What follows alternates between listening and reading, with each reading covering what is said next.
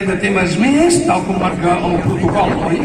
I el primer tema que farem ara és un Blue Garage, no sé si ho dic bé això o no, es diu Duck and Bill, i el segon tema ve del País Valencià, ve d'un poble que es diu Bocairent, i el títol Cercaviles de Bocairent.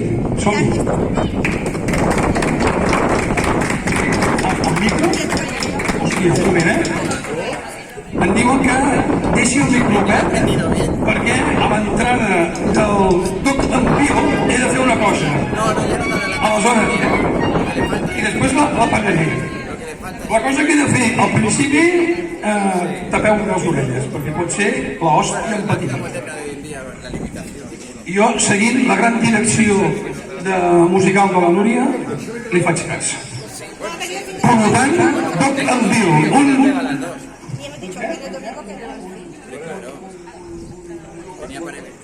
un Blue Garage.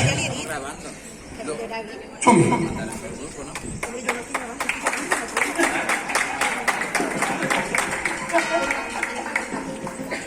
Com molt bé, doncs avui fem un Blue Garage volta i volta.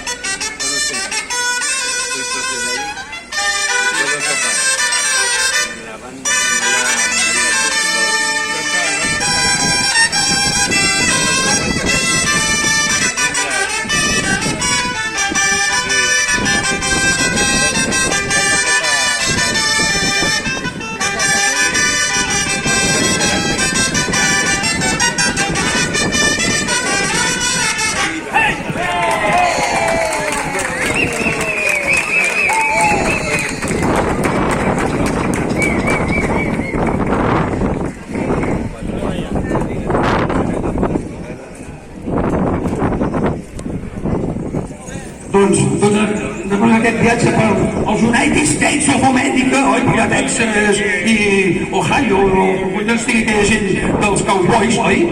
Mos anem al País Valencià. Cercaviles de Bocairent, un tema més tranquil·lot que el que hem fet, però igual de punyent, alegre, divertit i... anava a dir birrós. Birrós vol dir que li fots molt a la birra. Així de clar. Fins ara.